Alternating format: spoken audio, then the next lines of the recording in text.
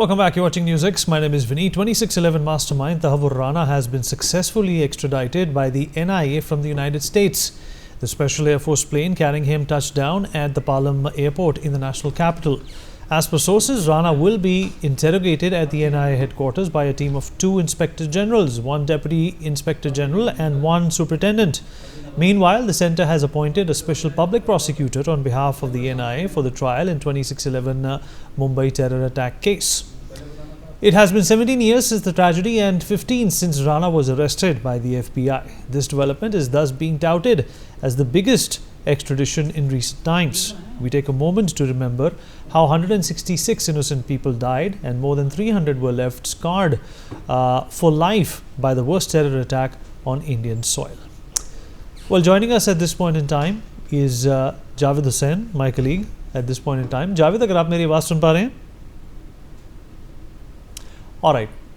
I beg your pardon. Javed is not with us. Mr. Surinder Singh, former NSG commando, is joining us at this point in time. He was one of the commandos who fought terrorists in the 2611 attack. He was injured in the Mumbai attack and saved lives of 627 people from the Taj Hotel.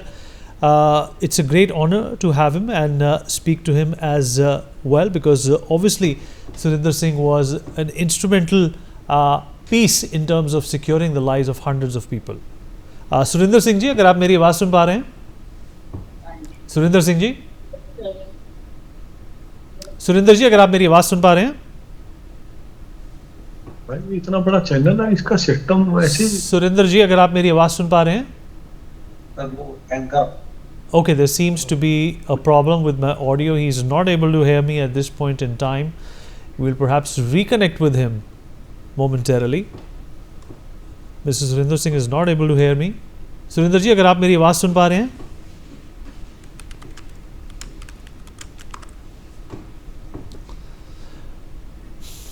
Surinder जी, अगर आप मेरी आवाज़ सुन पा रहे हैं? हाँ जी, मैं सुन रहा हूँ सर। हमसे बातचीत करने के लिए आपका बहुत बहुत धन्यवाद sir. Thank you sir, thank you sir. आज एक बड़ा दिन है। तहव्वुर राना, जिन्होंने 26/11 के आतंकी हमले को अंजाम दिया था, उनको आज भारत लाया गया है। आप एक हीरो हैं।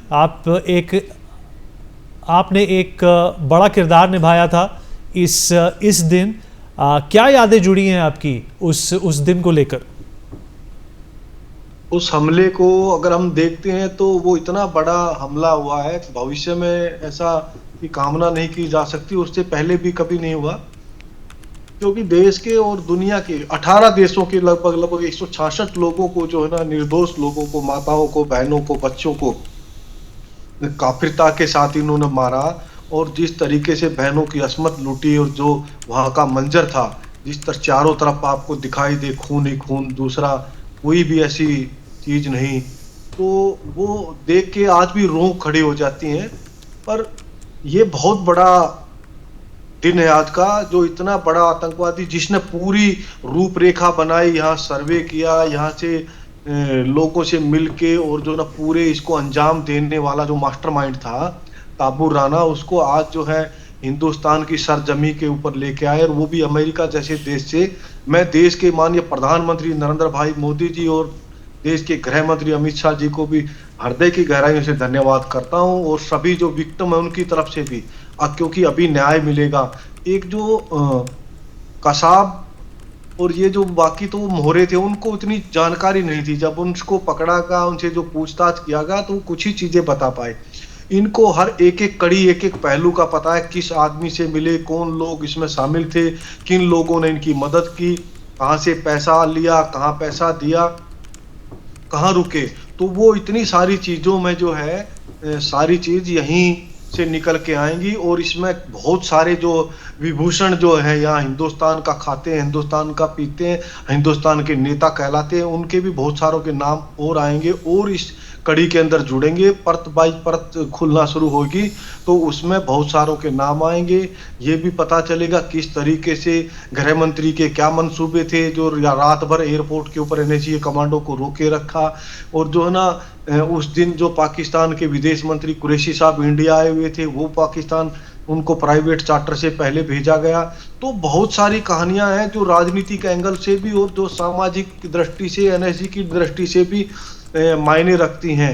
देश के गृह मंत्री का क्या लेना देना था, वो किस लिए हम लोगों को मोटिवेशन के नाम पे खड़े रखा, हमारे साथ जाने का उनका क्या था, तो वो चीजें भी। और दूसरी तरफ वो जो जिन लोगों ने, निर्दोष लोग मारे गए, उन बेचारे के, उनके परिवारों को आज जब इसके आने से पूरा देश के अंदर एक खुशी की लहर है। और देश में पहली बार ऐसा हुआ है अब जो अमेरिका जैसे देश से, और ये सब चीज जो ना मीडिया ट्रायल की वजह से भी हुआ। 26/11 हमले के बाद और हमले के समय से लगातार जो ना मीडिया के बंधु लगातार दिखाते रहे, इस मामले पर नजर रखी। हमारी जो स्पेशल फोर्स, स्पेशल एजेंसियां हैं, AIN, ये सब की सब जो ना लगातार जांच में लगी रही। और उसका जो आज नतीजन जो है, एक जो है ना इतना बड़ा आतंकवादी को यहाँ उसको हिंदुस्तान में लाया गया, हमारे कोर्ट के सामने उसको पेश किया जाएगा। यहाँ हमारी अदालत जो है ना न्यायिक प्रक्रिया के तहत उसको सजा देंगी सख्त से सख्त।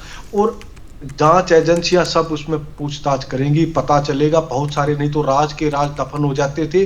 और दूसरा, कोई जो भी आतंकवादियों का सपोर्ट करने वाले जो लोग हैं, जिन्होंने सपोर्ट किया था, भविष्य में लोग इन ऐसे लोगों की मदद करने से डरेंगे। और उनको पता चलेगा अब जिस तरीके से ताबूर राना को लाने के बाद जो ना सच्चाई बाहर निकल के आ गई थी। इससे पहले क्या था, आतंकवादी मार दिए जाते थे, खत्म हो जाते थे या भाग जाते थे, उन मामलों की कभी जांच नहीं होती थी। तो अब ये जांच भी होगी, पता भी चलेगा। और ये आतंकवाद के ऊपर ही चोट नहीं है, ये पाकिस्तान के मुंह के ऊपर भी तमाचा है। कि पाकिस्तान ने जिस तरीके से आतंकवादी पाल के यहाँ भेजे थे, तो आज जो ना पाकिस्तान को भी जो ना नंगा करने का समय आ चुका है। बिल्कुल सही फरमाया आपने। Sabira, who is a survivor of the 26/11 attacks, is also with us on the show. Sabira ji, if you can hear me? Sabira जी, अगर आप मेरी आवाज़ सुन पा रही हैं? हाँ, सुन पा रहे हैं। सबीरा जी, आज एक बड़ा दिन है भारत के लिए। 26/11 के आतंकी हमलों के बाद आप 26/11 के जो हमले थे उनको आपने सरवाइव किया है। क्या याद है आपको उस दिन के बारे में? काली रात तो मैं कभी भूल ही नहीं पाऊंगी। मैंने इतना 26/11 से इतना स्ट्रगल कर रही हूँ 18 साल से, कि उस दिन मैंने 26/11 सन 2008 के रात में मैंने गई थी बच्चे लोग को ट्यूशन पढ़ाने, और पढ़ा के मैं वापस आ रही थी। सामने एक टैक्सी आया, उसमें मैं बैठी, जैसे इतना तेज़ धमाका ज़ोर से हो गया।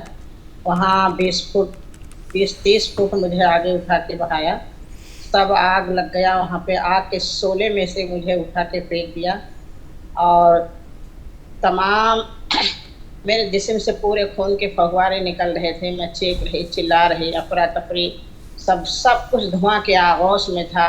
मेरा लड़का वहाँ पर था, मेरा लड़का भी इंजर्ड हो गया। और जब मेरे को होश आया, तो मैं अपने आप को जय जय हॉस्पिटल में पाई।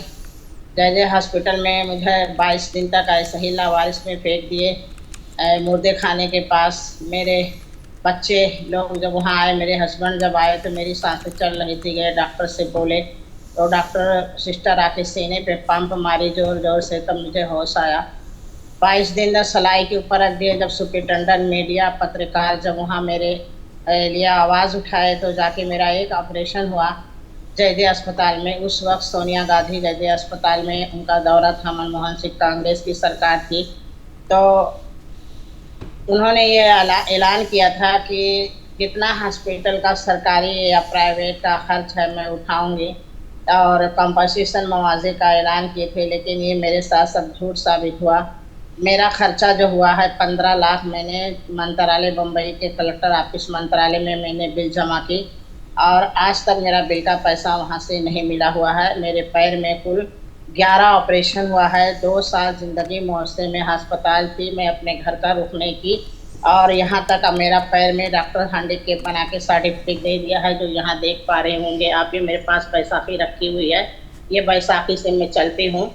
और मेरा बिल का पैसा आज तक नहीं मिला हुआ है। मैंने खेत बेची, अपना 10 बीघा सेवर बेची, दागिना बेची, और आज ब्याज लोन ले करके मैंने अपना इलाज कराया। एक ऑपरेशन मेरा सरकार की तरफ से जय जय अस्पताल में हुआ। बाकी मुझे जो आश्वासन दिया गया था कि प्राइवेट और सरकारी का सुविधा हम उठाएंगे, लेकिन ये सब झूठ साबित हुआ। मेरा खुद का पैसा लगा, मेरे पास साथ मैं इतना, मेरे आज इंजेक्शन जो लग रहा है 1,20,000 का इंजेक्शन डॉक्टर ने लिख के दिया है, पेन किलर का, जो मेरे पास इतने पैसे नहीं है। मैं आपको दिखाऊंगा 15-20 हज़ार का दवा मेरा अभी तक लग रहा है। 18 साल से मेरे कोई बीमारी नहीं है और मेरे पैर के वजह से मैं दवा खा रही हूँ। मेरे पास एक पैसा भी नहीं है। मेरे आदमी जो हैं उनका 2 बार ब्रेन का हार्ट का ऑपरेशन हो गया। मेरे घर में कोई कमाने वाला भी नहीं है और मेरा बिल का पैसा मंत्रालय में अभी तक सरकार ने नहीं मुझे दिया है।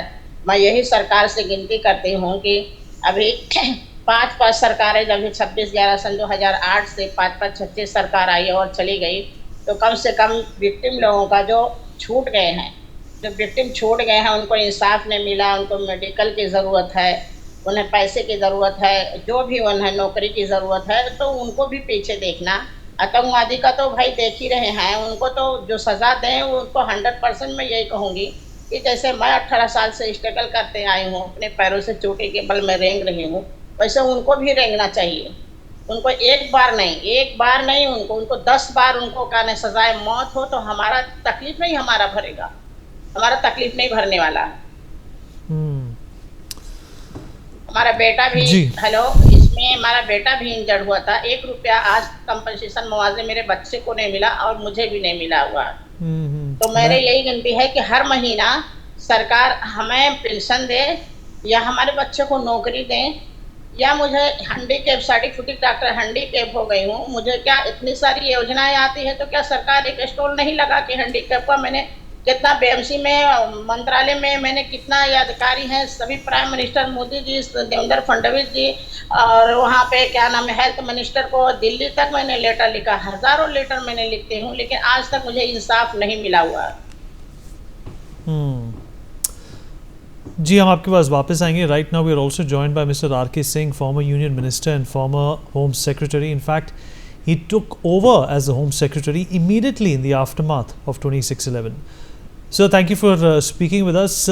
Sir, 26/11 mastermind Tahvur Rana has finally been brought to India. What do you make of the effort that has been taken in seeing it through?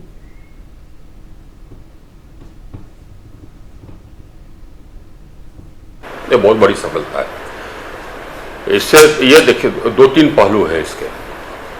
एक तो यह मैसेज देता है जितने आतंकवादी हैं दुनिया में उनको, कि वो ये ना समझें कि भारत पर टेररिस्ट अटैक कर देंगे और फिर वो इधर उधर महफूज घूमेंगे, सुरक्षित रहेंगे, कभी नहीं रहेंगे। देर सवेर हम उनको पकड़ करके जरूर लाएंगे और उनको यहाँ आकर के हमारे कोर्ट का सामना करना होगा और सजा भुगतना होगा। यह मैसेज जाता है। यह दुनिया के सभी टेररिस्ट को यह मैसेज जाता है। जो भी इस हमले में 26/11 के हमले में जो भी लोग मरे, करीब 166 लोग मरे, 300 लोग घायल हुए, उनके जो सगे संबंधी हैं उनको संतोष होगा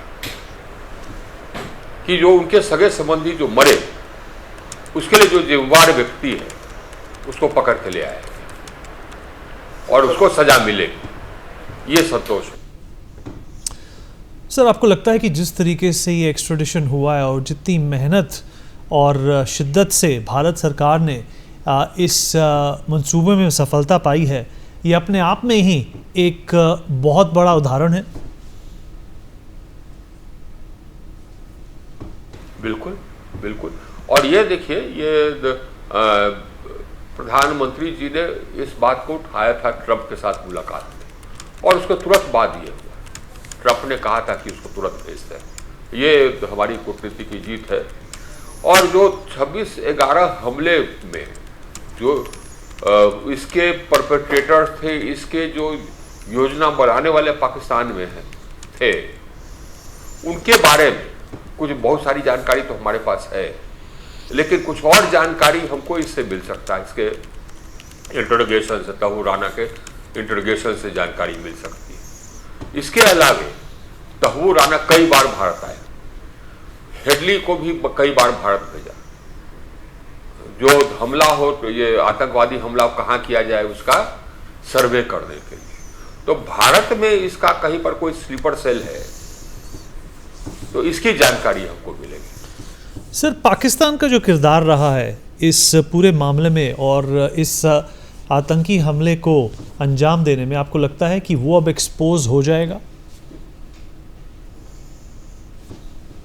पाकिस्तान तो बेनकाब हो चुकी है और तहव्वुर राना तो पाकिस्तानी है। पाकिस्तान मना कर रहा है लेकिन तहव्वुर राना तो पाकिस्तानी है। वो पाकिस्तानी ISI एजेंट है। वो पहले आर्मी में था और आर्मी ने, पाकिस्तान आर्मी ने ही उसको वहां जाकर स्थापित कराया, कनाडा का सिटीजनशिप दिलवाया और कनाडा और अमेरिका में उसका ये जो एजेंसी है वो खुलवाया। और वह सिर्फ ISI का सेंटर था, ये ISI का एजेंट था। ये पाकिस्तान को बिल्कुल बेनकाब करता, पहले ही बेनकाब हो गया। अब वो पाकिस्तान जो हमला हुआ 26/11 का, उस हमला को अंजाम देने वाले, उस हमला के बारे में योजना बनाने वाले सब तो पाकिस्तान में है। हमला के दौरान वो मिनट बाय मिनट डायरेक्शन दे रहे यहाँ आतंकवादियों को, जबकि आतंकवादी यहाँ मार रहे और वो सारा डायरेक्शन आ रहा था कराची के कंट्रोल रूम से। तो पाकिस्तान तो बेनकाब है, यह उसके ये दंगेपन को और जाहिर कर देगा। ये पाकिस्तान देखिए एक स्पॉन्सर ऑफ टेरर रहा है, ये पूरी दुनिया। सर, पाकिस्तान हमेशा सबूत को लेकर भारत को एक तरह से चुनौती देता रहा है। आपको लगता है कि इस एक्स्ट्रेडिशन के बाद भारत के पास सबूत होगा पाकिस्तान को डायरेक्टली फेस करने का? बिल्कुल मजबूत है साहब। और 26/11 के सबूत तो हमने उनके साथ शेयर किया। शेयर इसलिए किया क्योंकि 26/11 का जो हमला हुआ टेरर अटैक, वो पाकिस्तान में ISI ने ऑर्गेनाइज किया और आर्मी ने ऑर्गेनाइज किया। ISI और आर्मी का एक अंग है, उसके जो जनरल होते हैं वो आर्मी से जाते हैं और उन्होंने ये 26/11 के टेरर अटैक का योजना बनाया। उसके लिए जो टेररिस्ट को चुनना था वही उन्होंने किया, उसको जो ट्रेनिंग देना था वो उन लोगों ने किया, उसके बाद उनको जो हथियार से लैस करना था उन्होंने किया और फिर वहां से भेजा। ये सारा जो 26/11 का मुंबई टेरर अटैक हुआ 26/11/2008 का, तो ये तो पाकिस्तान के द्वारा कंसीव किया गया, उसके द्वारा प्लान किया गया और उसके द्वारा एक्सिक्यूट किया। सर, अजमल कसब को 4 साल 26/11 के होने के बाद 4 साल बाद फांसी दी गई थी। आपको लगता है तहव्वुर राना का भी वही अंजाम होगा? उसको भी देखिए, उसको भी यहाँ पर ये कोर्ट के सामने ट्रायल फेस करना होगा और मुझे पूरा विश्वास है कि जितने सबूत हमारे पास हैं इसके खिलाफ कि वो कोर्ट इसको कंविक्ट करेगी और मुझे पूरा विश्वास यह भी है कि जो हमारे प्रोसिक्यूटर है वो इसके लिए डेथ पेनल्टी की मांग करें।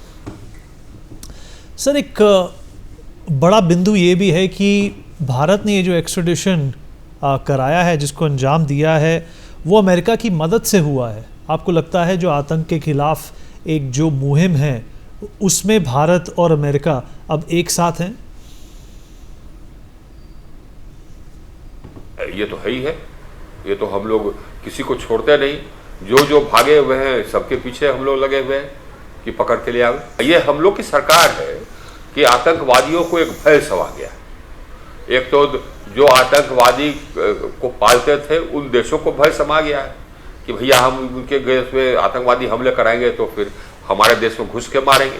आतंकवादियों को भय समा गया है कि भैया हम कहीं पर सुरक्षित नहीं है, वो सुरक्षित नहीं। सर, हाफिज सईद, लखवी, दाऊद इब्राहिम, ये सारे आतंकवादी अभी भी पाकिस्तान में बसे हुए हैं। आपको लगता है कि जिस तरीके से ये एक्स्ट्रेडिशन हुआ है आज, इनके लिए भी कल को मुसीबतें बढ़ सकती हैं? दाऊद इब्राहिम तो देखिए ये पाकिस्तान में है, लोग कहते हैं कि बीमार है, लेकिन है पाकिस्तान में, इसमें कहीं कोई शक नहीं। आप पाकिस्तान उसको शेल्टर दें। चलिए सर, हमसे बातचीत करने के लिए, हमारे साथ जुड़ने के लिए सर आपका बहुत बहुत धन्यवाद। On that note we are dipping into a short break, will be right back.